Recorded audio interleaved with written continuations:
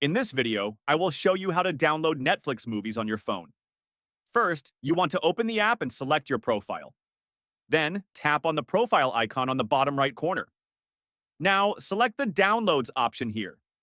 You will want to choose the Setup button if you haven't already. You can adjust the maximum storage allowed on Netflix. For this example, I will choose 9 gigabytes. Then, choose the Turn On button. Next, tap on the hamburger menu on the top right. Then, choose App Settings. I prefer having Wi-Fi only toggled on, so it doesn't use my cell phone data. For smart downloads, I will have both options toggled off, as I only want downloads that I have chosen manually. If you like watching longer shows, it is advised to keep both options on.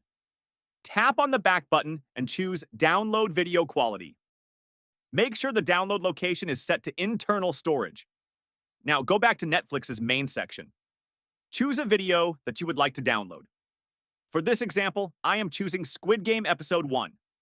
Tap on the Download button and the download will begin.